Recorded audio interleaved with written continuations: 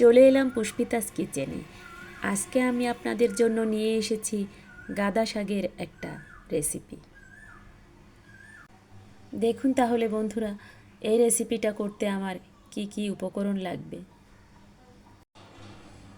এই রেসিপিটার জন্য আমি নিয়েছি কিছু চিংড়ি মাছ, আলু, কিছু পেঁয়াজ রসুন কুচি।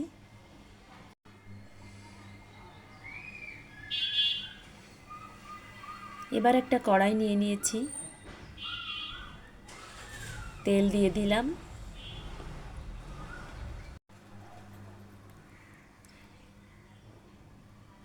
তেল গরম হয়ে গেছে, এবার চিংড়ি মাছগুলোকে কড়াইতে দিয়ে দিচ্ছি। চিংড়ি মাছগুলো দিয়ে দিলাম।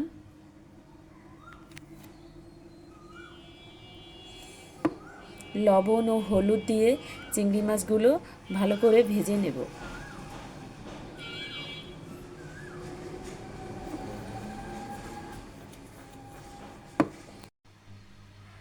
চিংড়ি মাছগুলো ভালো করে ভাজি হয়ে গেছে, এবার পেঁয়াজ রসুন ও কাঁচা ঝাল কাটা দিয়ে দেব। এবার সব কিছু আবার ভালোভাবে নেড়েচেড়ে আলুগুলো দিয়ে দিচ্ছি।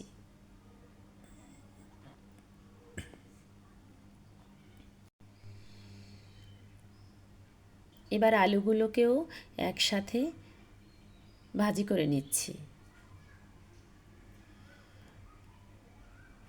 সব কিছু আবার ভালোভাবে ভাজি হয়ে গেছে, এবার আমি শাকগুলো দিয়ে দেব।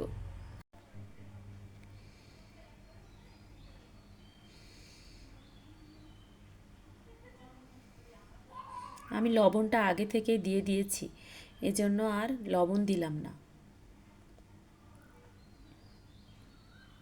এবার শাকগুলো দিয়ে দিচ্ছি।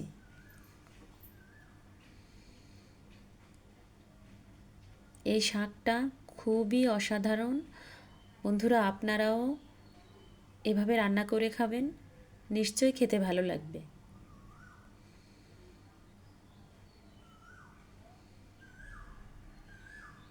এই শাকটা মোটামুটি সব জায়গাতেই পাওয়া যায়।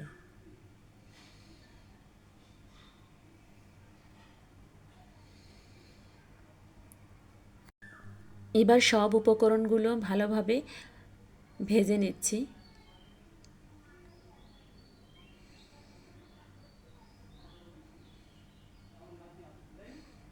আমি একটা ঢাকনা দিয়ে ঢেকে দিচ্ছি, 2 মিনিট পর ফিরে আসব।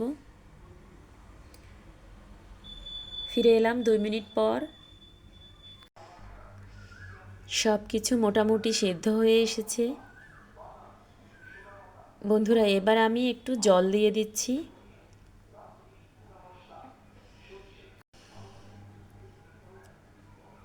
এবার আমি ঝোল দিয়ে দেব।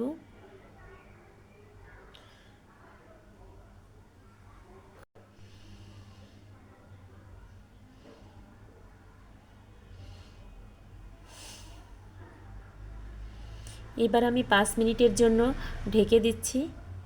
ফিরে এলাম 5 মিনিট পর। দেখুন বন্ধুরা, আমার রান্নাটা প্রায় শেষ।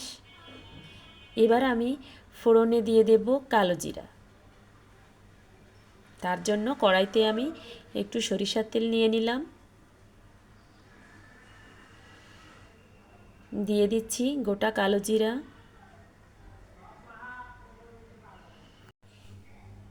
এই পর্যায়ে আমি তেলের ভিতরে তরকারিটা অল্প অল্প করে দিয়ে দিচ্ছি।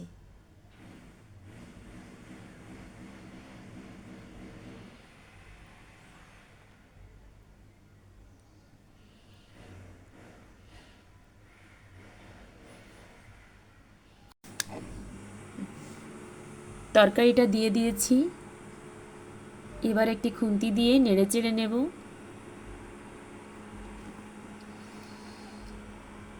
যাতে কালো জিরাগুলো সব তরকারির সঙ্গে ভালো করে মিশে যায়।